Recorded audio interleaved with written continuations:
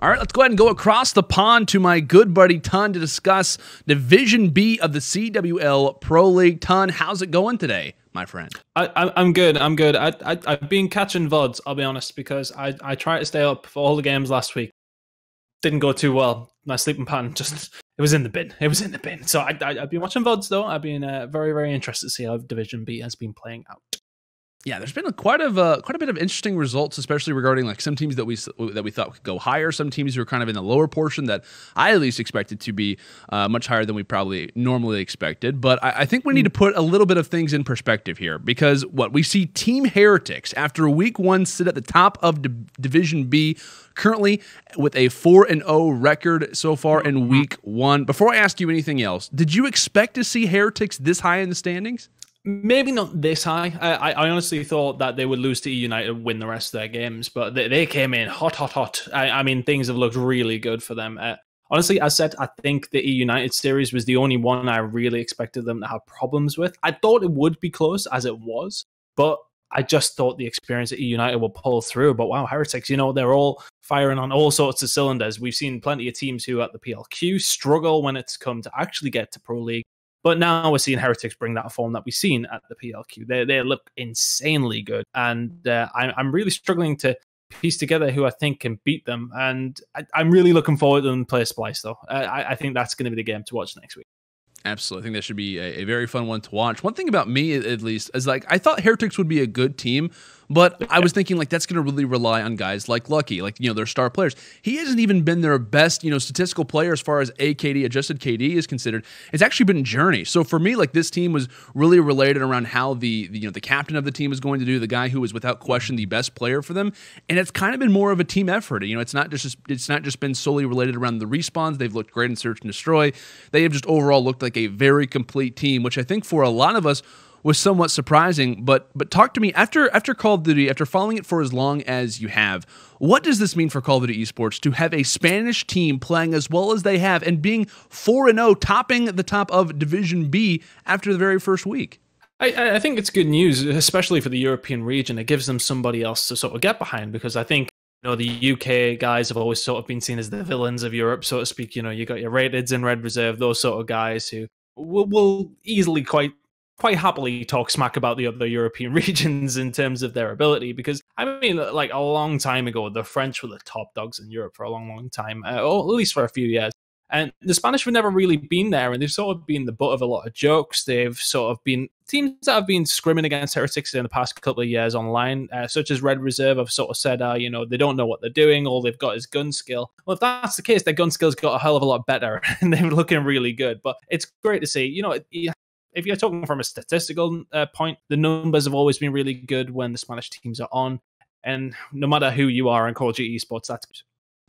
Definitely. And I want to keep the trend going toward the top. Along with Heretics, another team that's undefeated is actually Splyce, currently sitting at 3-0. Now, those wins come from a 3-2 versus Envy, a 3-1 versus E6, as well as a hot 3-0 versus 100 Thieves.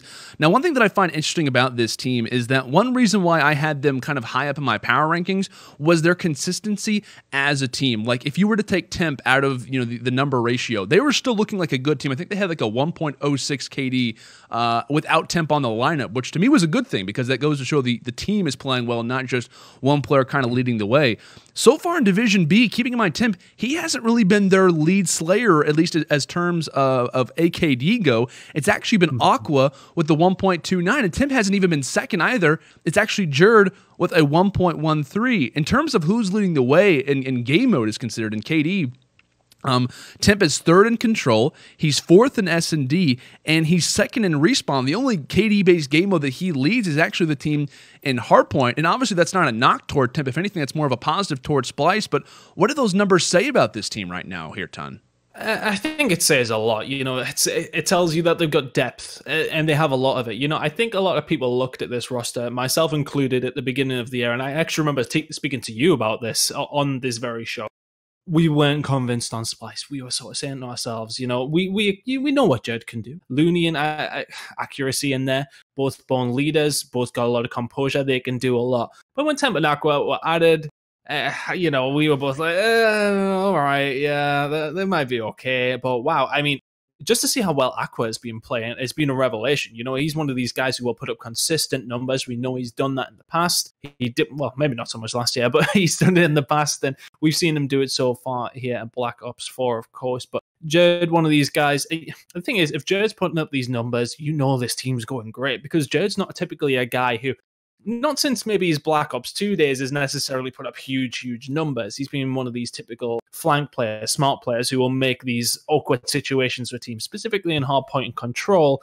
And SD, of course, as well, where he does flank round behind. He's very like Joe, isn't he? Him and Joe are very similar players. But for me, Jerd getting the business done on the slaying end as well, it just really shows how much of a good player he is. But Temp, you know, he's still remaining there with semi-decent numbers. And if that's him playing poorly, I think it really is a testament to the depth of Splyce. If he's playing like that and they're still sort of running over good teams, what's going to happen when he starts playing really well again? They're going to be a stupidly dangerous team this year, and they really have started off nicely. They have. They've absolutely surprised. Of course, like you mentioned earlier, definitely us coming into the year after Vegas, though, it's kind of seeming to be the same roster, which can be scary. We've seen a few teams kind of falter a little bit after Vegas, maybe not having the same performance, but they have remained pretty much consistent, which if they continue the way that they played at Vegas, and like I said, based on their KDs and stuff, they should be fine for the rest of the year. But let's go ahead and move quickly on to Team Envy. They currently sit fourth after week 1. However, they are currently in a very close 3-way tie right now with 100 Thieves and Accelerate and a 1-2 record. This team, for me, Tunn, has been very hard to kind of predict, especially regarding their results, because they start off their Division B run by losing a Game 5 to Accelerate. Very next day, they come out and force a Game 5 versus Splyce, which is personally my favorite team in the division right now, based on how well they've been playing and obviously the discussion we just had. But last night, they end up winning a very close series to Denial of all teams. Keeping in mind, despite a dominant Game 4, they win the hardpoint by 4 points, and they win the control 3-2. Now, a lot of the blame, at least on Reddit and as far as social media is considered, a lot of the blame has been targeted toward Apathy, who currently sits at a 0.74 KD overall, which is 77th out of 80 players. Now, at least as far as Apathy is considered, this is not a guy that we were expecting to kind of be in this position, keeping in mind, I mean, he is hot off a world championship run with EG and with a high majority of the players we currently see on Team Envy. In your mind, what is going on with this roster right now? Is this something that you expected to see them kind of having a shaky, kind of first week? I honestly didn't expect it. I thought when, you seen them at the PLQ, they looked like one of the best teams there, albeit obviously we've only seen them in their division, so to speak, and we didn't really see them outside the group. But other than that, they look great. I mean, look, you can look at Hook all day long and sort of say he's going to put up these numbers, but it just seems to... For some reason, the teamwork doesn't seem to be there with the rest of them, which you wouldn't have expected, considering the world champions towards the end of last year, albeit in the fashion that it happened. It was a big surprise, obviously. But still, you expect them to bring that form into this year. The core four that were there seem to be the problem. Hook being added in, he's the only positive here right now, and they are looking more like the EG before world champs than they were at world champs. You know what I mean? They've looked to continue to struggle like they did throughout the rest of the World War II season, rather than how they finished it. So I can't understand why Apathy is as low. What I will say is that we've seen teams who have high caliber in Division A have a struggle at the beginning of the week, i.e. Luminosity, and we've seen Slacked get a lot of flack, and he turned things around big style. And if anybody in this team is going to do that, it's going to be App. I mean, you look at his pedigree and how good of a player he is. He could turn it very quickly. And if he does, this MB team are going to be very dangerous. But if he doesn't, they may well finish in the bottom two. So, I mean, it's one of these things where he needs to turn up. But if there's any player you expect to, it's potentially. Yeah, I think one thing is to be said for Hook is he is lighting it up right now. Number 1 in hardpoint KD throughout all divisions. He's number 7 in control. He's number 3 overall right now with a 1.3, and I think he leads the team in every KD-based game mode except for Search and Destroy, where he's sitting just behind Silly. I think it's fair to say, and I think COD Stats was tweeting it out, he needs some help, especially when it comes down to hardpoint. But coming into this year, at least regarding Team Envy, everyone was excited to see the pairing of Hook and Apathy together. Clearly, one is seeing a ton of success, and keeping in mind Apathy is hot off, like I said, a win at World Championships, and having that title kind of be deemed to himself as his second championship overall. Regarding Apathy's plan, I know we kind of talked about it a little bit, but if you're the GM right now of Team Envy in this situation, Tunn, is this a player that you think about moving out? I mean, is it too early to kind of give that call? Because there's a lot of people saying, we don't know if this is going to improve based off of Vegas and based off the Pro League, the POQ in consideration. We haven't really seen that big moment except for the POQ, and you could argue that those are with teams that aren't as good as they're facing off against right now. I think it's hard. You know, as I said, you look at a player like that. And again, I feel like I'm going back to the same point, but Luminosity in their first week, after that, everyone was like, drop Slack, get Classic out, they're terrible, they're playing rubbish. But then they turned it around, and we've seen the caliber of player that they are. So I've definitely given him a chance in the second week. And he's not the sort of player that you would go on to drop. I think, you know, this team has things that it needs to work on as a team. I wouldn't necessarily point the blame at him. Having Hook in your team, doing those numbers he is doing and playing as well as he is, it's probably quite difficult to get as many kills as you can to get your kills up. And, you know, same thing that happened with Slack. You know, I mean, I'm sorry I'm going back to Division A, but I felt bad for Slack because he's getting berated for not putting up the numbers, but he's got Gunless and Formal in his team. I mean, Christ, what do you expect them to do when these guys are gunning everybody off the map? And I know it's not necessarily the case so much for Envy, but if you've got Hook in there, he sort of, for me, relieves a little bit of that pressure. Yes, he needs help, but if he's putting up these numbers, yes, okay, the rest of the guys aren't necessarily doing as well, but it's going to be hard to keep up with him, and he is going to obviously always be that shining light, but we just need to see something a little bit better from Envious, and I think they'll be okay. But I don't want to harp on about Apathy's numbers too much because, as I said, we know his caliber. We know what he can do. He could flick it around very, very quickly. And, you know, going into their second week, let's see how they do. But I think they can turn it around. But they just don't look like the team that we've seen at the PLQ, albeit against worse opposition. But still, you still expect them to be winning a couple of these games, even a little bit more comfortably. Absolutely. Now, you know we got to cover this team as well. 100 Thieves come into Division B hot off a roster move. And now I know we never got actually a chance to talk about this change that was made. Obviously, for those who don't know, Priesta was brought into the lineup on loan from FaZe, subbing in for Pharaoh. And also Crowder from FaZe was also brought in on loan as well to be brought in as the coach. Now, when you saw that decision be made, did you think that could possibly be the difference maker that 100 Thieves needed?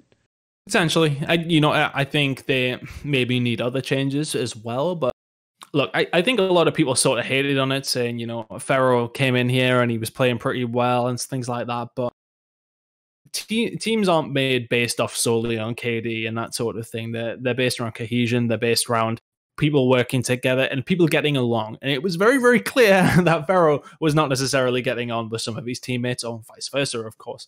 So I think, you know, you've got to remove that very, very quickly. You can be the best team in the world, but if you aren't getting along, then things aren't going to work out. Look at Optic Gaming last year. Clearly something was going on in that respect after they were so dominant for so long, and it shattered the team. So I mean, I think they've absolutely made the right choice in that respect. If it was an attitude problem, if it was a problem getting along in case of Pharaoh, which it sounds like it was, then for me, that's the best decision to make. I think a lot of people were talking about Kenny, obviously not playing to his best and still not playing to his potential that we did see in World War II, of course. Now, I think that realistically, 100 Thieves are looking at that and seeing how well Kenny played last year. Of course, Rookie of the Year, MVP of the year, pretty much.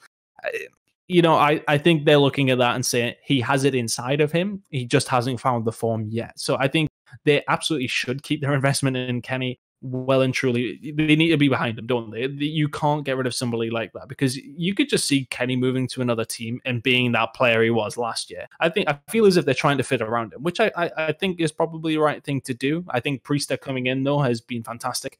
He was pretty much, as far as I was aware, the hottest prospect on the free agent market, so to speak, after the PLQ. You know, I was sitting in the green room and there was members of 100 Thieves talking about him before the event was finished.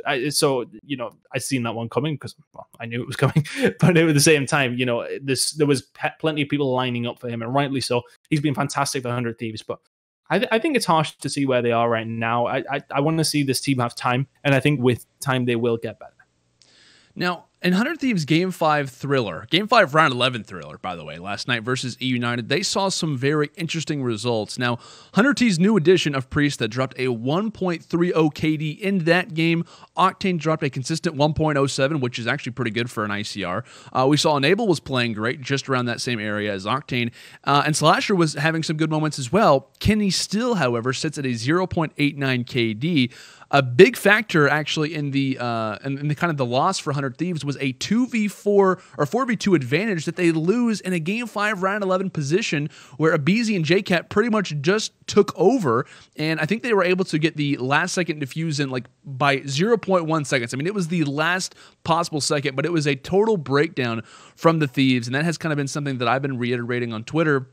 Has been, I like the team. I think they look good in respawns from time to time, but the cohesion, their way that they're playing their advantages just does not look right for me. And I think that was a prime example of it last night, was having an advantage like that, just having to hold on. Literally, I think it was Study who was saying from the analyst desk, you literally just don't move. Like that all you have to do is just not do a thing. You doing anything at all is what lost the round. Now, I will say, considering how well that they played, getting E United all the way to a Game 5 Round 11 is impressive to a certain extent. The way that they lost, obviously, you could argue is something a little bit different. But are 100 Thieves' problems only going to continue, or do you like the progression that they've made so far after Week 1 and sitting where they are right now in the standings? I don't mind the progression that they've made, to be honest with you. I think everyone sort of has to cast their minds back to the PLQ before they turned it around. And oh my God, they looked horrible. I mean, Mesa Gaming hadn't won a map before they went up against 100 Thieves, and then they only beat them 3-0. So I think a lot of people have got to take into consideration where this team were and where they are now. Look, it was never going to change overnight with the addition of one person. A lot of people have said that there might be potentially a second change coming to maybe suit the team a little bit more. I don't know if that'll happen. I want to see this team be given time, and I think I'm happy with the progression. Yes, okay, you can talk about that scenario last night. It happens to sort of everybody, I would say, at some point. Unfortunately for them, it happens in that scenario. 2v4s happen. They shouldn't happen, and it is absolutely their fault. But they will go back at that and look at that and say, right, holy hell, guys, how did we let that happen? And they are players of the high caliber that they will know what went wrong, and they will look to fix that, and they won't let it happen again, I would hope. Now, if these things keep happening, then that's when the question has to arise, of course. I said, the progression has been good so far. Yes, okay, they made a little, I was going to say a little mistake, a big mistake there in that S&D.